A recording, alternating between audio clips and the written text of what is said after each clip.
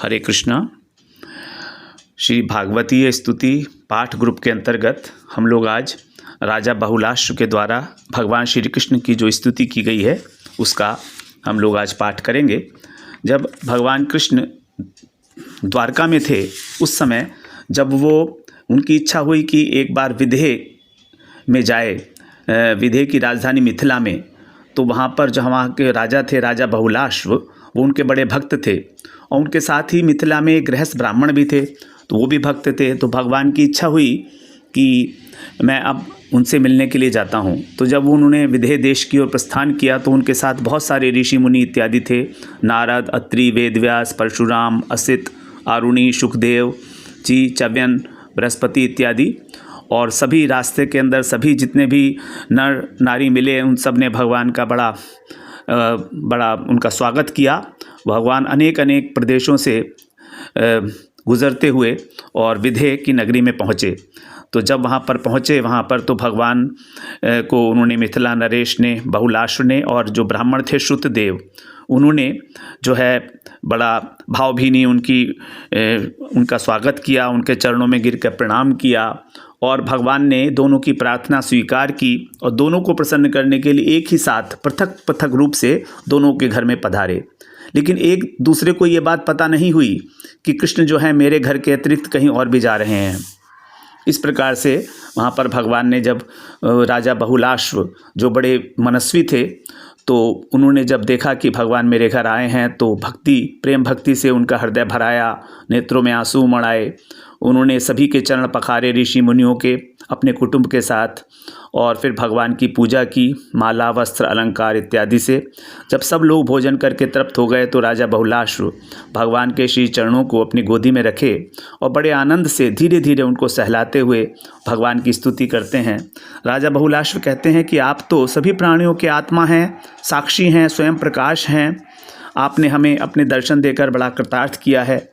आपने कहा है कि मेरा भक्त मुझे अपने स्वरूप बलराम जी, मेरी लक्ष्मी अर्धांगिनी जो हैं और मेरे पुत्र ब्रह्मा से भी बढ़कर प्रिय है, तो उनके वचनों को सत्य करने के लिए ही आपने मानो हम लोगों को दर्शन दिया है।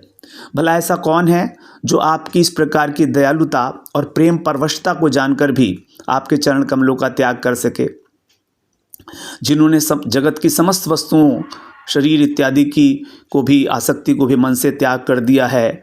उन परम शांत मुनियों को आप अपने आप को भी दे डालते हैं। इस प्रकार से उन्होंने स्तुति की। आप जो हैं अचिंत्य हैं, आपका जो ऐश्वर्य है और माधुर्य की निधि हैं, आप सबको आकर्षित अपनी ओर करते हैं, आपका ज्ञान अनंत है।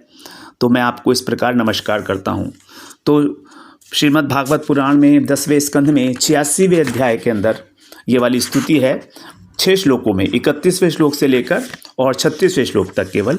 तो हम इसका पाठ करते हैं। कह रहे हैं, राजोवाच भवान ही सर्वभूतानां आत्मा साक्षी स्वदृक् विभो अथ नस्त्वत्पदाम्बोजं स्मरतां दर्शनं गतः स्ववचस्तधृतं कर्तुम् अस्मत्दृग्गोचरो भवान् यदात्थैकान्तभक्तान्मे नानन्तः श्रीरजः प्रियः को नु त्वच्चरणाम्बोजम् एवं विद विसृजेत् पुमान् निष्किञ्चिनानां शान्तानां मुनीनां यस्त्वमात्मतः मात्मदः योऽवतीर्यदोर्वंशे नृणां संसरतामिह यशोवितेने तच्छ्रान्त्यै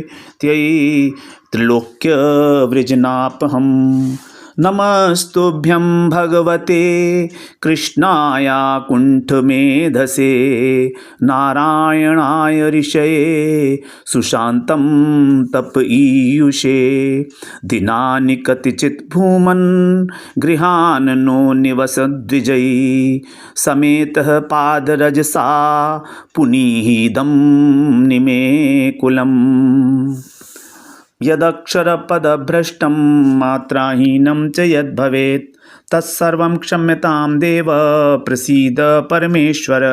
हरे नमः।